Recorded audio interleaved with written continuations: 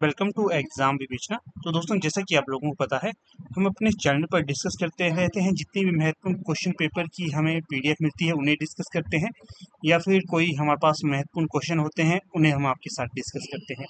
तो आज आपके समक्ष लाया हूँ यहाँ पर मैं चंडीगढ़ टीजीटी हिंदी के प्रश्न पत्र को। ठीक है, हार्ड नहीं था, काफ़ी नॉर्मल स्थिति का था। अगर आप लोग हमारी टीम के साथ तैयारी करके स्टडी करते हो तो आपको काफ़ी सारे प्रश्न यहाँ पर डायरेक्ट इनडायरेक्ट पूछे गए थे, वो आपको आएंगे परीक्षा में। ठीक है, तो देखिएगा, थोड़ा सा स्तर अब हम हिमाचल से बाहर के भी प्रश्न पत्र आपको डिस्कस करेंगे। जैसे कि यह है चंडीगढ़ टीजीटी हिंदी का।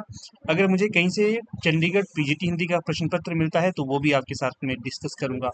यहाँ पर मैं जितने भी प्रश्न आपके साथ डिस्कस करूंगा ये सारे के सारे ऑफिशियल आंसर की पर आधारित होंगे। कहीं पर अगर आपको लगता है कि नहीं, इस प्रश्न का उत्तर गलत दिया गया है, तो आप बेझिझक हमें बता सकते हो।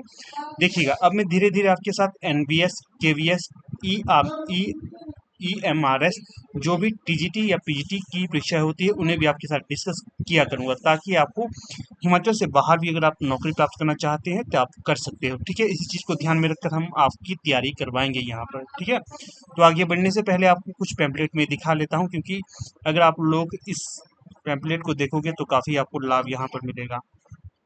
देखिएगा, ये है पैम्पलेट पहला। इसमें क्या है, इसमें आपको देखिएगा 1500 plus most expected one liner type के क्वेश्चन मिलेंगे। और ये कैसे होंगे, प्रीवियस ईयर के क्वेश्चन पर आधारित होंगे, डिटेल्ड एक्सप्लेन होंगे। जहाँ पर एक्सप्लेनेशन करनी चाहिए वहाँ पर किए गए हैं और मोस्ट एक्सपेक्टेड है। ये जो क्वेश्चन है ना, चाहे आप लोग तैयारी कर रहे हैं नेट की, ईएमआरएस हिंदी की, एनबीएस हिंदी, केवीएस हिंदी, या फिर एलटी टेट, एलटी कमीशन की अगर आप लोग तैयारी कर रहे हैं तो इस ई बुक को आप अवश्य परचेज करिएगा। आपके लिए काफ़ी महत्वपूर्ण ये होने वाली है। ठीक है, क्योंकि अभी देखिए आपके साथ डिस्कस करूंगा मैं टीजीटी का जो क्वेश्चन पेपर हमारे पास है चंडीगढ़ का, वहां पर हूबहू डायरेक्ट प्रश्न लिए गए हैं कई। तो इसलिए आपके साथ ये क्वेश्चन पेपर भी साझा कर रहा हूँ। और जो ये ई बुक हमारी लॉन्च हो गई है इसे भी आप परचेज कर सकते हो। नेट की जैसी परीक्षा है वहां पर भी अधिकतर हमारे जो प्रश्न है रिपीट हुए थे, यहाँ से आपको हूबहू देखने के लिए मिले थे परीक्षा में। अगर आपको कोई भी क्वेरी है इस ई बुक से संबंधित तो यहाँ पर हमारा व्हाट्सएप नंबर दिया गया है, तो आप इस पर बेझिझक कॉन्टैक्ट कर सकते हो और अच्छे से इस जो ई बुक को जो हमने लॉन्च किए गए है इसका प्रिंट निकालेगा और अच्छे से अपनी तैयारी करिएगा। काफ़ी आपको फायदा होगा इस ई बुक को लेकर। ठीक है, इसी के साथ आप लोगों को जो हमारी टीम के द्वारा कोर्स लॉन्च किए गए हैं एलटी कमीशन हिंदी और एलटी कमीशन न्यू बैच हमारा चला हुआ है, इसके लिए अगर कोई क्वेरी हो तो इसके लिए भी आप कोर्स जानकारी ले सकते हो व्हाट्सएप करके। और ये एलटी टेट के लिए भी हमारा न्यू बैच बैठ रहा है, इससे संबंधित कोई क्वेरी हो तो इसके लिए भी आप व्हाट्सएप कर सकते हो और सारी सारी जानकारी ले सकते हो। ठीक है, तो चलिए अब चलते हैं अपनी पीडीएफ की तरफ। जितने भी प्रश्न हैं ये देखना आपको हमारी ई बुक से मिलेंगे ही मिलेंगे। अगर जिसने भी ली है तो आपको पता चलेगा कितनी महत्वपूर्ण हमारी ई बुक है। तो ज़्यादा एक्सप्लेनेशन नहीं करूंगा, जो जो प्रश्न आता है सीधे उसके साथ उसको आपके साथ डिस्कस करूंगा। देखिएगा, इसी के साथ आपको कह दूं, अगर आप लोग अभी तक हमारे टेलीग्राम, फेसबुक और व्हाट्सएप ग्रुप के साथ नहीं जुड़े हैं तो पीडीएफ इत्यादि प्राप्त करने के लिए आप जुड़ सकते हैं। पीडीएफ वहां पर आपको मिलती है हर एक लेक्चर की। तो चलिए देखिएगा, पहला प्रश्न क्या पूछा गया है, कल्पना का सिद्धांत किसने प्रतिपादित किया था। तो जो कल्पना का सिद्धांत था ये किसके द्वारा प्रतिपादित किया गया था, ये किया गया था आपका कॉलरिज के द्वारा। किसके द्वारा, कॉलरिज के द्वारा। सही विकल्प यहाँ पर हो जाएगा सी। अगला प्रश्न है, निम्नलिखित में से कौन अष्टछाप के कवि नहीं है। अष्टछाप के कवि नहीं है ये बात की जा रही है, तो यहाँ जो सही विकल्प होगा, तुलसीदास अष्टछाप के कवि नहीं थे। सूरदास, परमानंद दास, कृष्णदास, ये तीनों ही अष्टछाप के कवि हैं। अगला प्रश्न देखिएगा 3, संतन को कहा सी करी सो काम, आवत जात पनिया टूटी बिसरी गयो हरिनाम। प्रस्तुत पंक्तियों के रचयिता कौन होंगे। तो तीसरे प्रश्न का सही विकल्प होगा कुंभन दास की ये पंक्तियां होंगी। किसकी, कुंभन दास की। कुंभन दास की ये पंक्तियां हो जाएंगी। विकल्प ए यहाँ पर सही हो जाएगा। ठीक है, व्हाट्सएप और टेलीग्राम और फेसबुक ग्रुप के साथ जुड़िए, वहां पर पीडीएफ सेंड कर दूंगा इसकी मैं आपको। अगला प्रश्न है 4, 71 का सही विलोम शब्द है। तो जो 71 शब्द का सही विलोम शब्द होगा तो वो होगा विकीर्ण। कौन सा होगा, विकीर्ण। विकल्प ए यहाँ पर सही है। अगला प्रश्न देखिए 5 कंदमूल में कौन सा समास है? तो जो कंदमूल है यहाँ पर कौन सा समास होगा? द्वंद्व समास होगा। कौन सा? द्वंद्व समास। विकल्प ए यहाँ पर सही होगा। अगला प्रश्न है 6 निम्नलिखित में से कौन सा शब्द आलू प्रत्यय युक्त नहीं है? आलू प्रत्यय युक्त नहीं होगा। नहीं की बात की जा रही है यहाँ। तो जो छठे का सही विकल्प होगा तो वो होगा बिकाऊ, क्योंकि दयालु आलू से आलू जो प्रत्यय है प्रयुक्त हुआ है यहाँ पर, कृपालु श्रद्धालु यहाँ तीनों में है सिवाय बिकाऊ के। अगला प्रश्न देखिए 7, इसमें क्या पूछा गया है? तो यहाँ पूछा गया है निम्नलिखित में से कौन सी देवनागरी लिपि की विशेषता नहीं है? तो जो देवनागरी लिपि की विशेषता नहीं होगी यहाँ पर तो वो हो जाएगा यहाँ पर आपका ह्रस्व और दीर्घ स्वरों के लिए स्वतंत्र चिन्ह ना होना, ये देवनागरी लिपि की विशेषता नहीं होगी। बाकी वर्णमाला का स्पष्ट वर्गीकरण, लिपि चिन्हों के नाम ध्वनि के अनुरूप लिपि चिन्हों की पर्याप्तता, ये तीनों ही देवनागरी लिपि की विशेषताएं होंगी। चौथी विशेषता ये होगी ह्रस्व और दीर्घ स्वरों के लिए स्वतंत्र चिन्हों का यहाँ पर होना मिलता है, ना होना नहीं मिलता, होते हैं यहाँ पर ये अलग से। अगला है 8, इसमें क्या पूछा गया है? निम्नलिखित में से तालव्य व्यंजन है, तो बताइएगा निम्न में से कौन से तालव्य व्यंजन होंगे 8वें में? तो जो सही विकल्प होगा च और ये होंगे आपके तालव्य व्यंजन। अगला प्रश्न देखिए 9, चांद सूरज के बीरन किसकी आत्मकथा है? पहले तो ध्यान रखिएगा जो ये रचना है ये आत्मकथा विदा की रचना है, और किसकी होगी ये? देवेंद्र सत्यार्थी की। किसकी? देवेंद्र सत्यार्थी की। विकल्प डी यहाँ सही होगा। अगला प्रश्न है 10, निम्नलिखित में से साहित्य-लोचन पुस्तक के रचनाकार कौन है? साहित्य-लोचन पुस्तक किसकी होगी? तो ये हो जाएगी आपकी श्याम सुंदर दास की। इसकी श्याम सुंदर दास की। विकल्प ए यहाँ पर सही होगा। अगला प्रश्न है 11, अनिरुद्ध का वर्ण विच्छेद क्या है?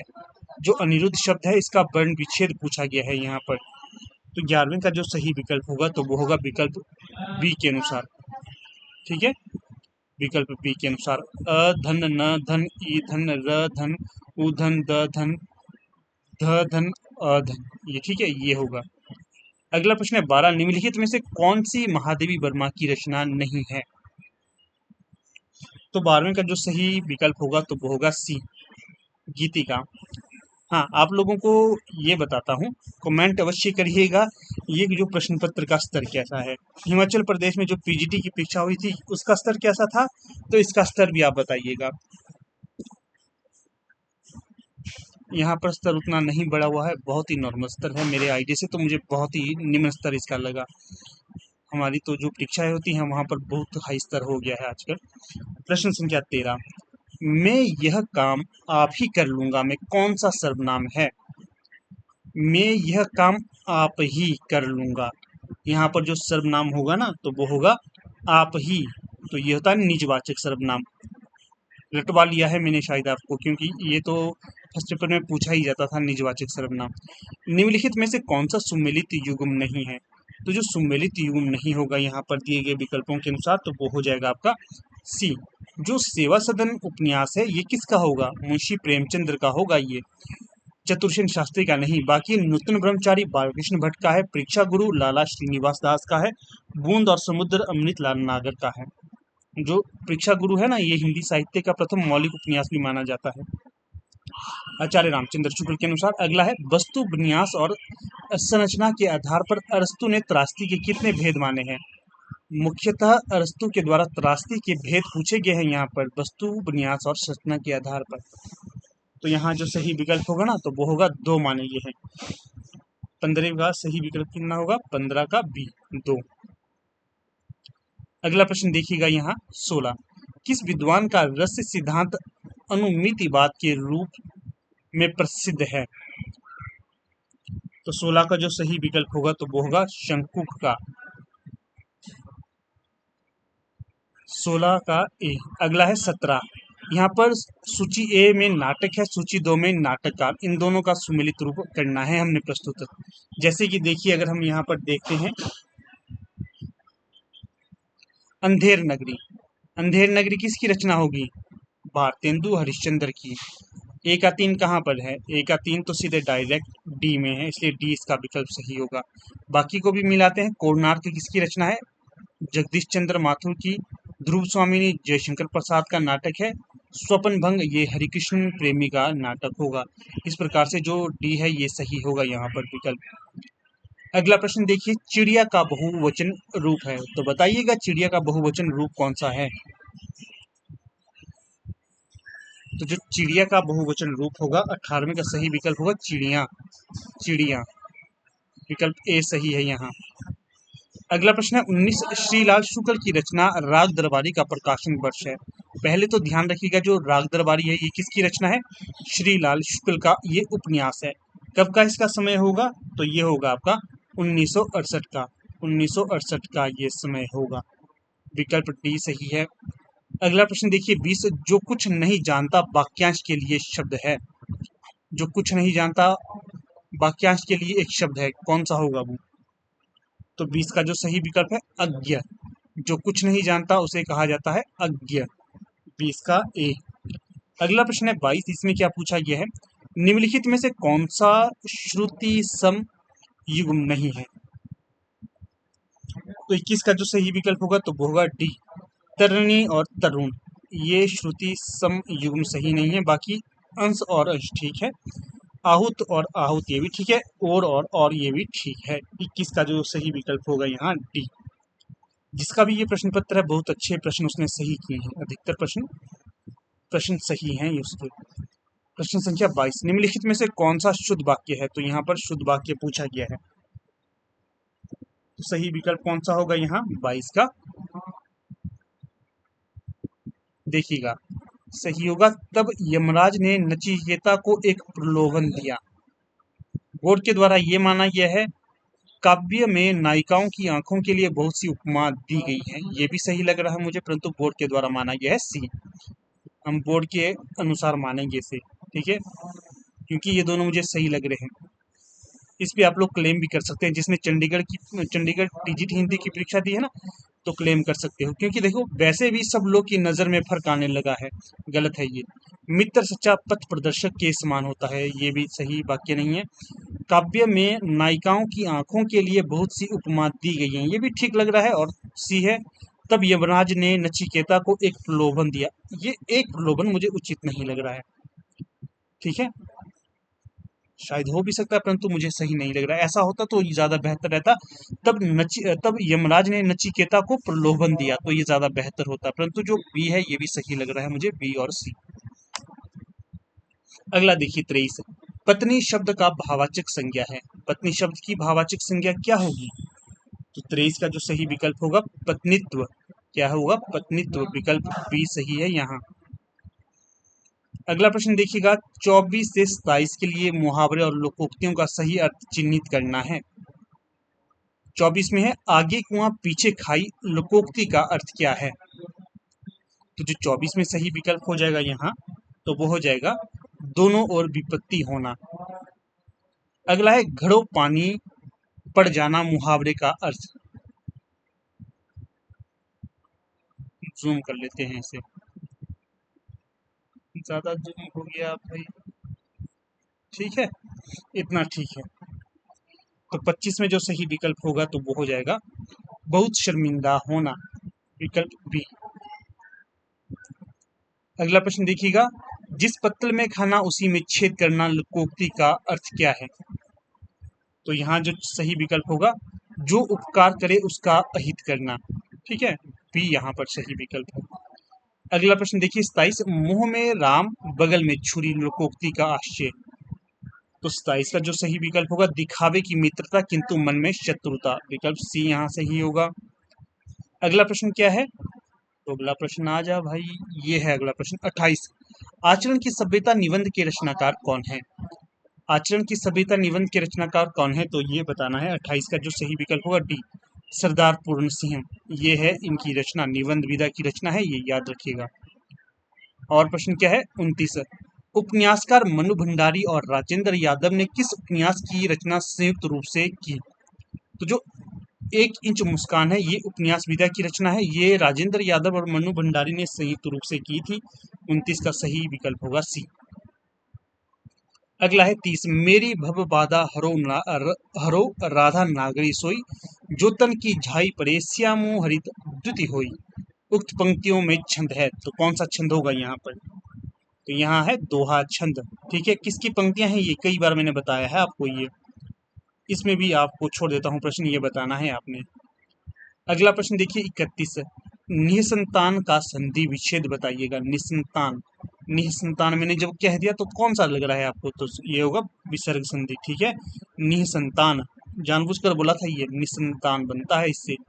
31 का जो सही विकल्प होगा तो वो होगा विकल्प बी। वीडियो अगर अच्छा लगे तो इसे लाइक शेयर और चैनल को सब्सक्राइब अवश्य करना है आप लोगों ने। ठीक है, आप लोगों का एक लाइक हमें मोटिवेट करता रहता है निरंतर ऐसी ही वीडियो बनाने के लिए। तो प्रश्न है 32, औचित्य सिद्धांत के प्रवर्तक हैं तो कौन होंगे औचित्य सिद्धांत के प्रतिपादक? कई बार बताया आपको ये, आचार्य क्षेमेंद्र। अगला है 33, निम्बार्क संप्रदाय का दार्शनिक सिद्धांत है तो 33 का जो सही विकल्प होगा तो वो हो जाएगा द्वैताद्वैतवाद, निम्बार्क संप्रदाय का। अगला है 34, ऑफ ड्रामेटिक पोइसी एन ऐसे कृति किसकी है? तो 34 का सही विकल्प होगा जॉन ड्राइडेन की। किसकी है? जॉन ड्राइडेन की। विकल्प सी यहाँ पर सही है ये। अगला प्रश्न है 35, निम्नलिखित में से कौन सा स्त्रीलिंग शब्द का सही युग्म नहीं है? स्त्रीलिंग शब्द का सही युग्म कौन सा नहीं है यहाँ? तो 35 का होगा आपका, 35 का सही विकल्प होगा डी,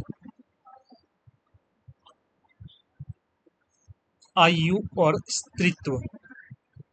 तुम्हारा स्त्रीत्व सुरक्षित नहीं है, तुम्हारा स्त्रीत्व सुरक्षित नहीं है, तो ये पुल्लिंग हो जाता है। आयु तो स्त्रीलिंग है, परंतु ये आयु तो स्त्रीलिंग होगा, जो सतीत्व है, स्त्रीत्व ये पुल्लिंग नहीं, ये पुल्लिंग है। ठीक है, बाकी क्षमा शोभा सही है, प्रार्थना वेदना सही है, और ईर्ष्या और अभिलाषा सही है, तो डी यहाँ पर सही होगा। ठीक है, 35 का डी।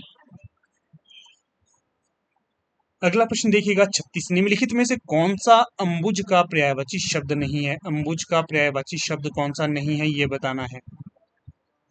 36 का जो सही विकल्प होगा पुष्प, ये जो अंबुज का पर्यायवाची शब्द नहीं है।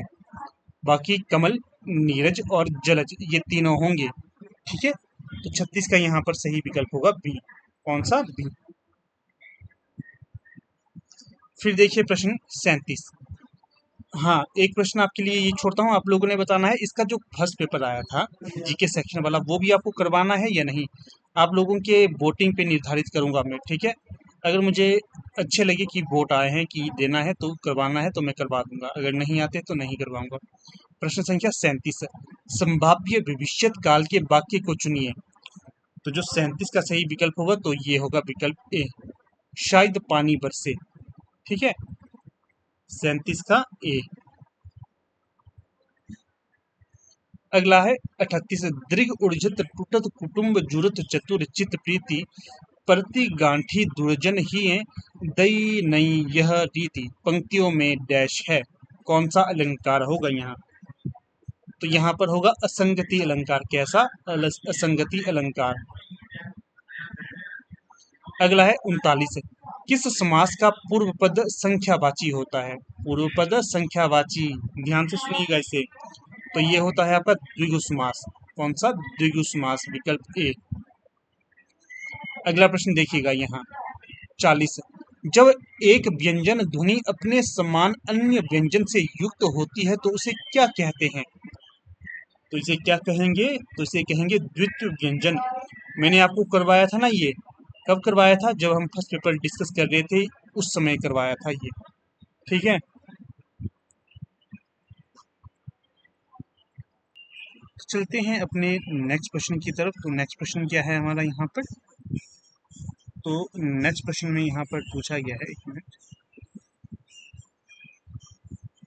तो देखिए नेक्स्ट प्रश्न है 41, सूरज का सातवां घोड़ा उपन्यास के रचनाकार कौन है? तो जो 41 में सही विकल्प होगा सूरज का सातवां घोड़ा किसका है? आपको पता ही है, काफी चर्चित ये उपन्यास है। विधा क्या है? उपन्यास विधा की रचना है। तो कौन होंगे इसके उपन्यासकार? धर्मवीर भारती। धर्मवीर भारती का काफी नाम चर्चित है। क्यों? इनके द्वारा एक और रचना लिखी गई है जो काफी चर्चित है, अक्सर परीक्षा में पूछी जाती है, अंधा युग। अगला प्रश्न देखिए 42, डैश आचार्य महावीर प्रसाद द्विवेदी सरस्वती के संपादक बने। जो महावीर प्रसाद द्विवेदी थे ये सरस्वती के संपादक कब बने, ये पूछा गया है। तो देखिएगा काफी बार ये रिपीटेड क्वेश्चन है, बहुत बार। तो जो सही विकल्प होगा तो वो होगा विकल्प डी। सन 1903 ईस्वी में जो आचार्य महावीर प्रसाद द्विवेदी हैं ये सरस्वती पत्रिका के संपादक बने थे, ठीक है। और 1918 तक ये सरस्वती पत्रिका के संपादक रहे और 1900 ईस्वी में शुरू हुई थी सरस्वती पत्रिका। अगला प्रश्न देखिए 43, बिनु पद चले सुने बिनु काना, इस पंक्ति में कौन सा अलंकार है? तो यहाँ पर जो अलंकार होगा ये होगा विभावना अलंकार। कौन सा? विभावना अलंकार। अगला जो प्रश्न है यहाँ पर 44, करुण रस का स्थायी भाव है। तो बताइएगा दिए गए विकल्पों में से करुण रस का स्थायी भाव कौन सा होगा? रसों की संख्या कितनी है? 9। भर्तमुनि ने रसों की संख्या कितनी मानी है? तो इन्होंने मानी थी रसों की संख्या 8। तो 44 का जो सही विकल्प होगा तो वो होगा करुण रस का स्थायी भाव होता है शोक, ठीक, सी सही विकल्प। अगला है 45, निम्नलिखित में से किस शब्द में आ उपसर्ग नहीं है? आ उपसर्ग कौन सा नहीं होगा यहाँ पर? तो देखिए आ जन्म आ है, आगमन आ है, आकर्षण आ है। तो जो आदरणीय है इसमें आ उपसर्ग नहीं होगा, विकल्प बी यहाँ सही है। अगला प्रश्न देखिए 46, धीरे धीरे में उसे जानने लगा, वाक्य में क्रिया विशेषण का कौन सा भेद है? क्रिया विशेषण भी मैंने आपको अच्छे से करवा दिया था, ठीक है, जब हम फर्स्ट पेपर को देखते थे पीजीटी के उस समय। धीरे धीरे कहीं पर भी आपको अगर देखने के लिए मिले तो यहाँ पर कौन सा क्रिया विशेषण होगा? रीतिवाचक। रीतिवाचक का क्रिया है ये क्रिया विशेषण। एचपीपीएससी शिमला पूछता है इसे काफी बार, धीरे धीरे। अगला है यहाँ पर 47 से लेकर 51 तक गद्यांश को पढ़कर इसके उत्तर देने हैं। गद्यांश तो मैं नहीं पढ़ूंगा, सीधे उत्तर आपको दे देता हूँ। जैसे कि प्रश्न है 47, तो 47 में आपसे क्या पूछा गया है?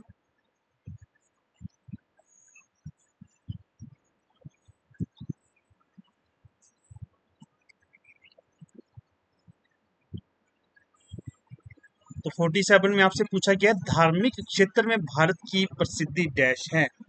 तो यहाँ पर बताइए 47 में कौन सा सही होगा?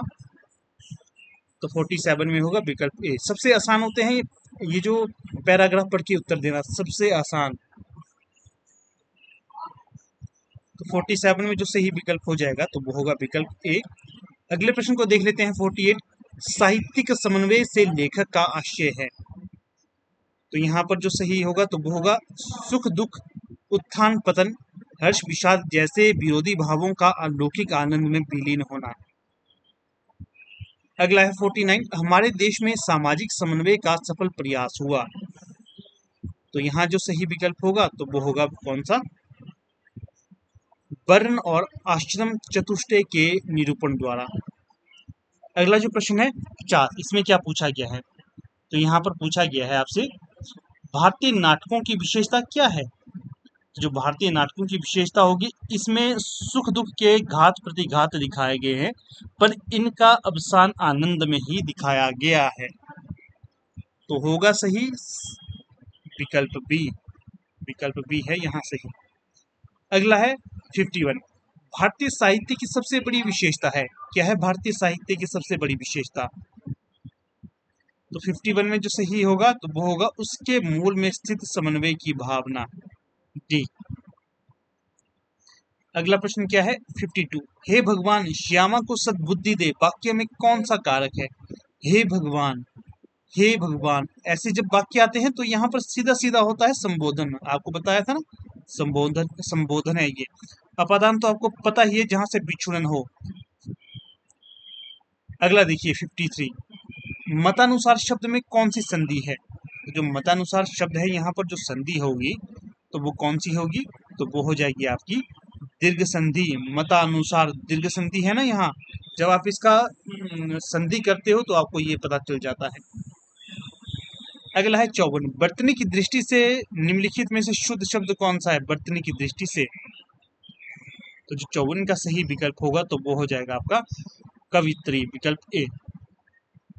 कवित्री सही है। द्वारिका नहीं होता, द्वारका होता है। श्रृंगार, ये जो ये नहीं लगती यहाँ पर ये वाली मात्रा, अगर इस तरह से होता तो श्रृंगार होता। ज्योत्सना में स आधा होता है। ठीक है, ये याद रखना, आगे परीक्षा में पूछा जाएगा तो आप ये ठीक कर सकते हो। अगला जो प्रश्न है 55, इसमें क्या पूछा गया है? यहाँ पर जो पूछा गया है, किस अर्धसम मात्रिक छंद में सम पदों में 13-13 और विषम पदों में 11-11 मात्राएं होती है? सम में 13-13 और विषम में 11-11 मात्राएं होती हैं। 55 में जो सही विकल्प होगा 55 का जो, तो वो होगा सोरठा। कौन सा होगा आपका? सोरठा।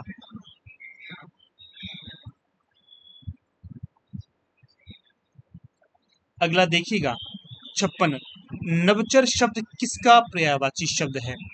नवचर शब्द किसका पर्यायवाची शब्द है? तो सही जो विकल्प होगा यहाँ पर आपका पक्षी का। किसका? पक्षी का, विकल्प ए। अगला है 57, निम्नलिखित में से कौन सा संकर शब्द है? संकर जो दो भाषाओं से मिलकर बनता है उसे संकर कहा जाता है।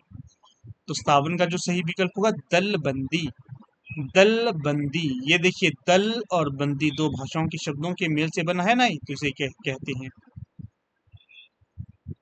घोड़ा गाड़ी, ये भी है आपका संकर शब्द।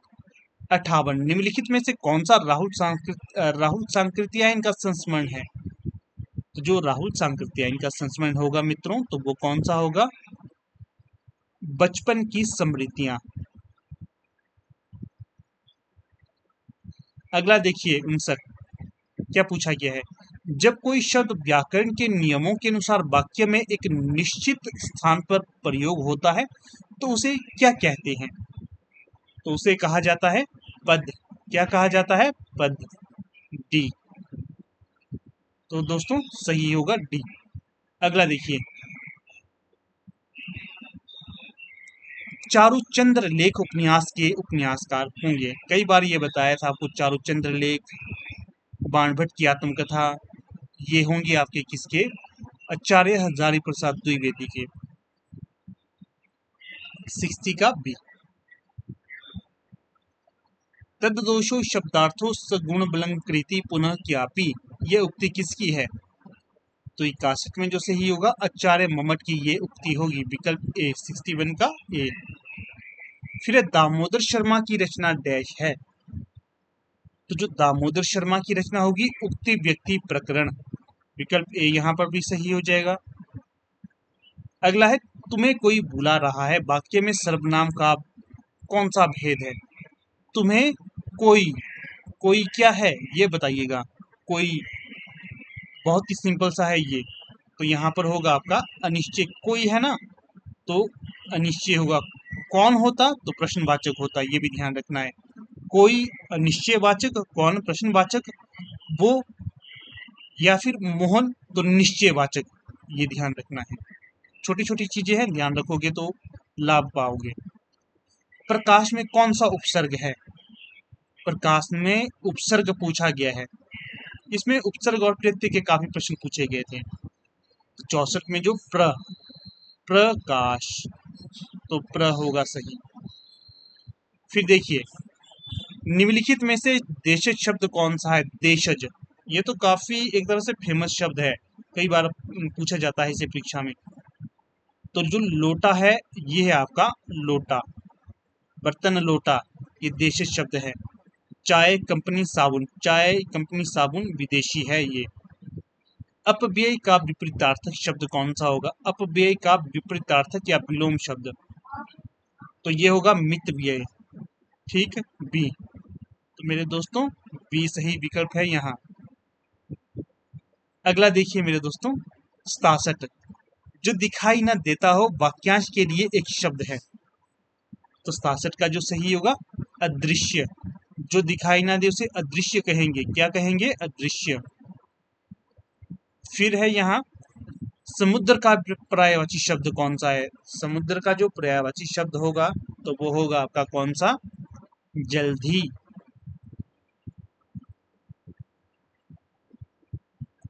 फिर देखिए 69, निम्नलिखित में से आचार्य मम्मट के ग्रंथ का नाम बताइए। तो जो आचार्य मम्मट थे उनके ग्रंथ का नाम क्या होगा? काव्य प्रकाश। क्या होगा? काव्य प्रकाश, विकल्प ए। फिर 70, निम्नलिखित में से कौन सी तुलसीदास की रचना नहीं है? निम्नलिखित में से कौन सी तुलसीदास जी की रचना नहीं है? तो वो होगी आपकी विज्ञान गीता। कवितावली, कृष्ण गीतावली, बर्वे रामायण, रामचरितमानस, ये है तुलसीदास जी की रचना है। जो विज्ञान गीता है ये तुलसीदास की नहीं, केशवदास की रचना होगी, ये भी ध्यान रखना है 70 का। फिर है उठाना क्रिया का अकर्मक रूप है। उठाना क्रिया का अकर्मक रूप निम्न में से कौन सा होगा? तो जो 71 का सही विकल्प होगा तो वो हो जाएगा उठना। जो उठना है ये अकर्मक रूप है, बाकी उठवाया, उठाया, उठाएगा ये कर्मक होंगे। इसका भी ध्यान रखना है आपने। 71 का होगा यहाँ ए। मेरे पास जो प्रश्न पत्र की सीरीज है तो वो है डी सीरीज, तो बाकी आप लोग अपनी सीरीज के हिसाब से भी मिलान कर सकते हो। तो प्रश्न है 72, उत्तर मध्य काल को श्रृंगार काल नाम दिया। श्रृंगार काल, ये जो प्रश्न है ये हुआ था रिपीट आपके कहाँ पर, एलटी टेट की परीक्षा में भी। इसलिए बोलता हूँ आपको जोर देकर कि प्रश्नों को देखते रहिए, आपको डायरेक्ट इनडायरेक्ट पूछे जाएंगे ये परीक्षा में। उत्तर मध्य काल, उत्तर मध्य काल को और किस नाम से जाना जाता है? रीतिकाल के नाम से भी, ठीक है। तो रीतिकाल को श्रृंगार काल नाम किसने दिया? आचार्य विश्वनाथ प्रसाद मिश्र ने। श्रृंगार यहाँ गलत लिखा गया है, ये ध्यान रखना है आप। 72 का सी। अगला है निम्नलिखित में से शुद्ध वर्तनी वाला शब्द कौन सा है? तो दिए गए विकल्पों में से जो शुद्ध वर्तनी वाला है तो ये होगा भास्कर। भास्कर लिखा जाता है इस प्रकार से। उच्छ्वास गलत है, निरपेक्ष गलत है, उज्ज्वल ये भी गलत है। उज्ज्वल कैसा होता है? 2 बार आधा ज आता है वल, तो ये होगा सही यहाँ पर डी। अगला है निम्नलिखित में से हिंदी नाटक उद्भव और विकास के रचनाकार कौन है? हिंदी नाटक उद्भव और विकास काफी चर्चित रचना है ये आपकी। किसका होगा ये? दशरथ ओझा का। विकल्प डी यहाँ सही होगा आपका। 74 का सी।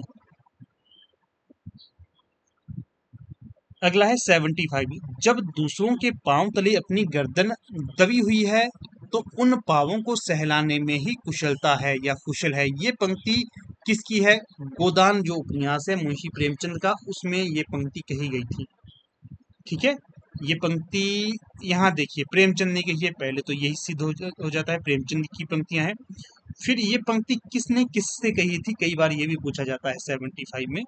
तो ये पूछी गई थी, ये कही गई थी होरी के द्वारा, किसे? अपने पुत्र गोबर के प्रति। 75 में सही होगा बी।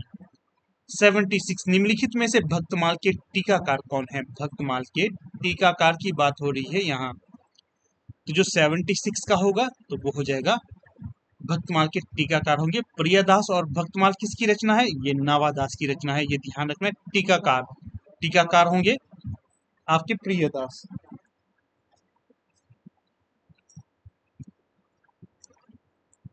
अगला है 77, कैंची किस भाषा का शब्द है? ये भी काफी बार पूछा गया प्रश्न है। कैंची किस भाषा का शब्द है ये बतलाइएगा।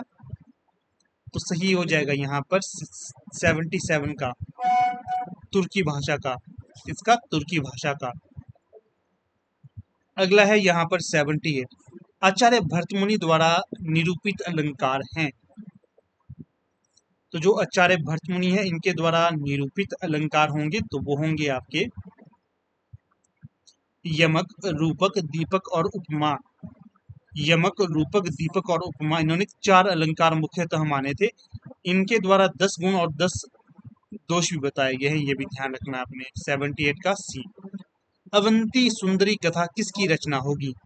79, तो जो अवंती सुंदरी है ये रचना हो जाएगी आपकी दंडी की। किसकी? दंडी की। अच्छा प्रश्न था ये भी, बड़ा सुंदर प्रश्न। अगला प्रश्न है 80, हिंदी को राजभाषा के रूप में कब मान्यता मिली थी? तो जो हिंदी को राजभाषा के रूप में मान्यता मिली थी, कब मिली थी? बड़ा सुंदर प्रश्न है ये भी। तो ये मिली थी 14 सितंबर 1949 को। कब? 14 सितंबर 1949 को। फिर देखिए 81, बघेली, कन्नौजी, मगही, बुंदेली बोली में कौन सी बोली पूर्वी हिंदी के वर्ग में आती है? चारों में जो सही होगा ना 81 का तो वो हो जाएगा आपका विकल्प बी बघेली। जो बघेली है ये आती है पूर्वी हिंदी के अंतर्गत। कन्नौजी, मगही, बुंदेली नहीं आती है। ये जो ये जो क्वेश्चन है रिपीटेड क्वेश्चन है। एक मिनट, बैटरी खत्म हो गई।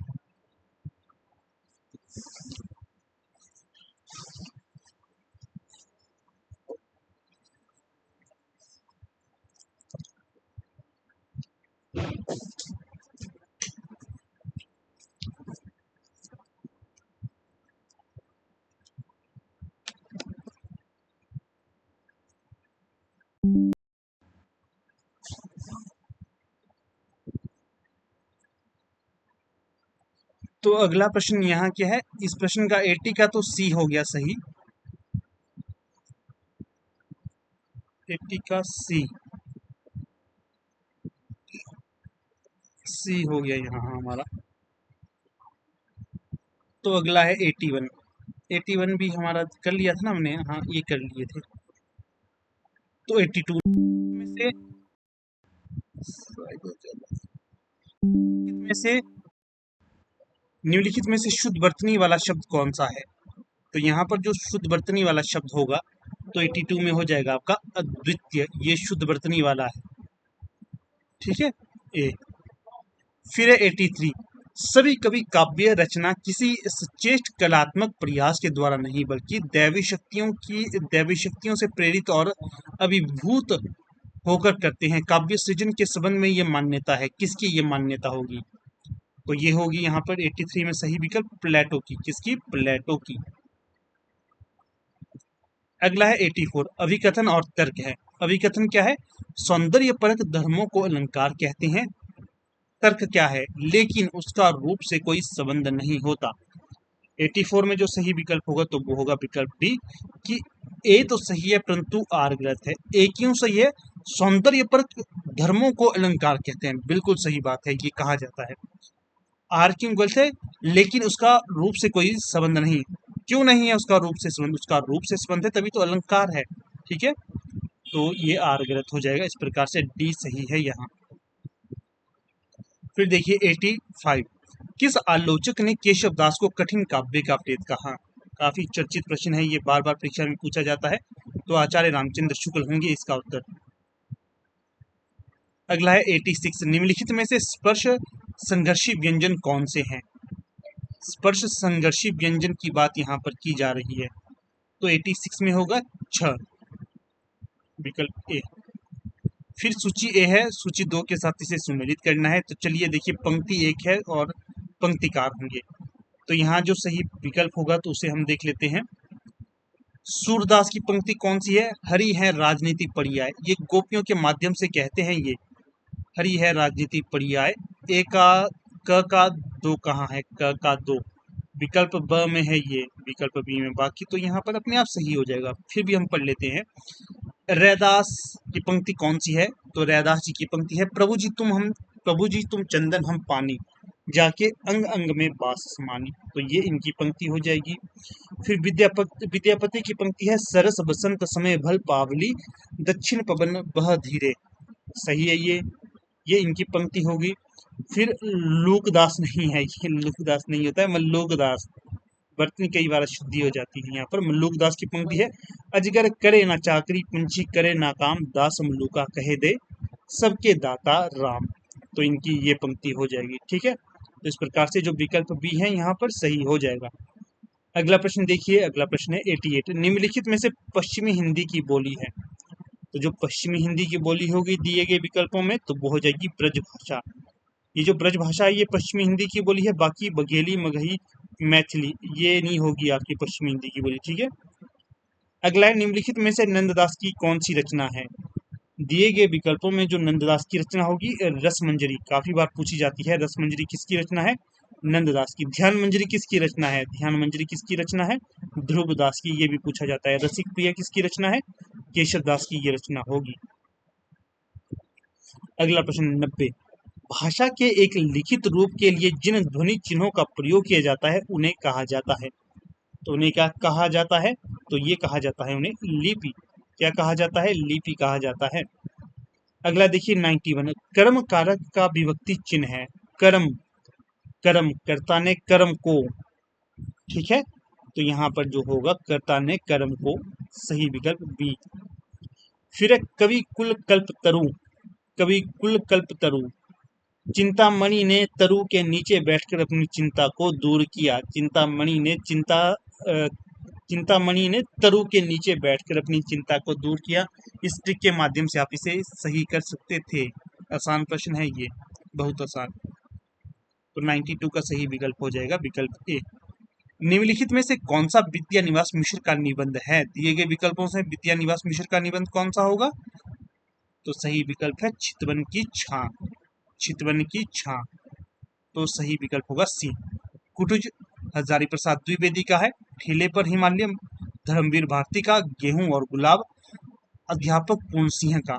ये सारे निबंध विधा की रचना है। ध्यान रखना है, डायरेक्ट इनडायरेक्ट भविष्य में पूछा जाएगा तो आप सही कर लोगे। देसी लबैना सब जन मीठा तैसन जपियो अबट्ठा, किसकी पंक्ति है ये? तो जो पंक्ति होगी ये होगी आपकी विद्यापति की। विद्यापति की पंक्ति है। विद्यापति कीर्तिलता, विद्यापति की रचना है कीर्तिलता, कीर्ति पताका और पदावली। और ये आपके राजा कीर्ति सिंह और शिव सिंह के दरबार में रहते थे। ऐसा प्रश्न असिस्टेंट प्रोफेसर हिंदी की परीक्षा में पूछा गया था। 95, उसने 100 ग्राम मिर्च खरीदी इस वाक्य में है। क्या है इसमें? 100 ग्राम, क्या 100 ग्राम मिर्च खरीदी उसने? तो यहाँ पर होगा निश्चित परिमाणवाचक विशेषण। निश्चित परिमाण, निश्चित है ना, ये कितनी है? 100 ग्राम। तो बी सही। अगला भी सूची 1 को सूची 2 के साथ सम्मिलित करना है। तो देखिए कर लेते हैं हम। कामायनी किस भाषा में रचित है? हिंदी भाषा में रचित है। किसकी है? जयशंकर प्रसाद की है। तो क का 2 कहाँ पर है? क का 2 है सीधा सीधा सी में। मधुमालती ये अवधी भाषा की रचना है, तो ये कहाँ होगा? ख 3 में है। भ्रमरी आए, भ्रमरी आए, भ्रमरगी आए, ये तो भ्रमर गीत, ये होना चाहिए था। यहाँ पर इन्होंने गलत टाइप किया भ्रमर गीत। जो भ्रमर गीत थे ये ब्रज भाषा में लिखे गए थे सूरदास के द्वारा। ठीक है, तो घ का ये कहाँ जाएगा? ब्रज भाषा में, ये वाला। प्रिय प्रवास खड़ी बोली की रचना है। हिंदी खड़ी बोली का प्रथम महाकाव्य माना जाता है, तो इसका ये हो जाएगा। इस प्रकार से देखिएगा जो 96 है इसका सही विकल्प कौन सा होगा? सी। इस तरह से आप कोड का मिलान कर सकते हो। सबसे अच्छे नंबर लेने होंगे तो ऐसे प्रश्न आते हैं, तो वहां पर आप नंबर ले सकते हो। अगला प्रश्न है 97, कालक्रम की दृष्टि से भारतीय काव्यशास्त्र के आचार्यों का सही अनुक्रम कौन सा है? कालक्रम की दृष्टि से, कालक्रम की दृष्टि से अगर हम बात करेंगे तो यहाँ पर सही विकल्प आएगा वामन सबसे पहले आएंगे, रीति संप्रदाय प्रतिपादित किया गया इनके द्वारा। कुंतक फिर आएंगे दूसरे नंबर पे, ममट फिर, और अंत में विश्वनाथ। ठीक है, बी सही विकल्प। पित्राज्ञा शब्द का सही संधि का उदाहरण कौन सा है? तो यहाँ पर जो पित्राज्ञा है यहाँ पर संधि का सही उदाहरण होगा आपका यण संधि।